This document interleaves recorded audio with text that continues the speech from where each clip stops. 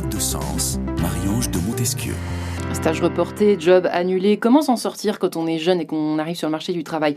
C'est pas simple, mais on en parle avec nos deux invités du jour qui sont Carole Le Fur et Jean-Claude Puerto Salaver.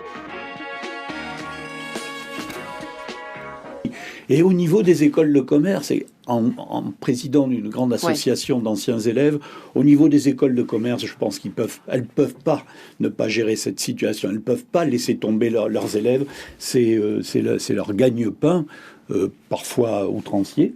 Hein. Je trouve qu'elles gagnent beaucoup d'argent. Oui, beaucoup d'argent.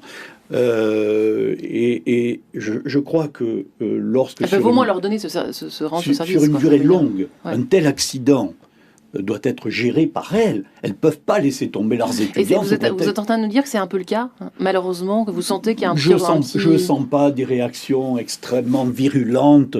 On va bouger, on va faire quelque chose, on va maintenir ce statut d'étudiant.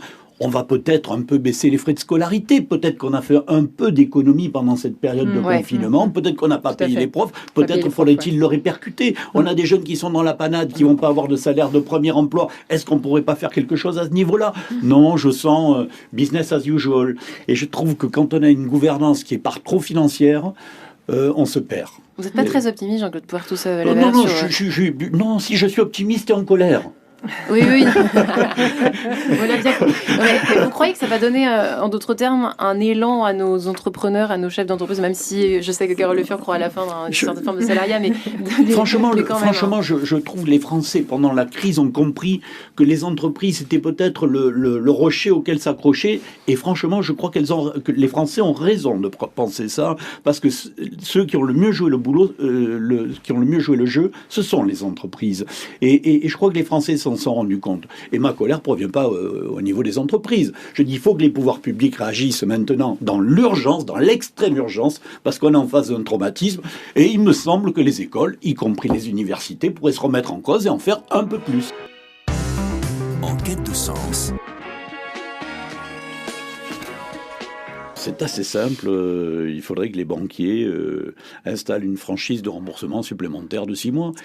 Il faut que les premiers remboursements collent au premier salaire. C'est aussi bête que ça.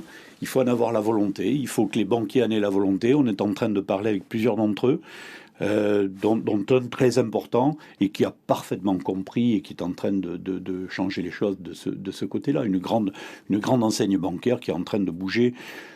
Il me semble qu'au minimum, il faudrait que ce soit 6 mois de franchise supplémentaire et même de coller au premier emploi. Il faudrait faire un avenant au contrat pour coller au premier emploi. Vous sentez qu'ils sont d'accord ou pas? Oui, franchement, de manière inégale. On a l'impression que certains organismes se disent on va surtout rien faire et puis on mettra un coup de barbouille, un coup de washing derrière pour expliquer qu'on a fait plein de choses. Et à contrario, on voit des entreprises qui sont très, très impliquées et qui veulent faire le boulot et qui veulent résoudre les problèmes. Donc qui vont trouver des solutions là-dessus. En quête de sens. On estime qu'il pourrait y avoir, vous allez me dire si c'est les bons chiffres, entre 200 000 et 300 000 jeunes chômeurs en plus d'ici la fin de l'année. Et c'est vrai qu'on peut se demander pourquoi ce sont les jeunes qui sont d'abord visés. Je vous laisse répondre, Jean-Claude, pour commencer. Je vais vous répondre en chef d'entreprise. C'est qu'on est en train d'essayer de remettre nos entreprises au boulot, de remettre nos collaborateurs au boulot, et que ce qui constitue une priorité, je parle de l'embauche des jeunes en temps normal, ne l'est pas cette année. Ne peut pas l'être. On remet nos entreprises en ordre de marche. Priorité. Mais oui, quand on aura géré cette priorité-là, on gérera la suivante. Et la crainte, c'est effectivement que ces jeunes qui se retrouvent sur le marché de l'emploi trouvent porte close. Des entreprises qui ne sont pas prêtes à les accueillir, tout simplement. En quête de sens. Jean-Claude est là pour en parler aussi. Moi, je parle avec mon regard de chef d'entreprise. Alors, évidemment, je ne représente pas toutes les entreprises, mais il me semble que ce problème de statut est majeur. Parce qu'encore une fois, ils ne sont plus étudiants, ils ne sont pas dans le monde du travail. Moi, il me semble qu'il vaut mieux qu'ils restent étudiants.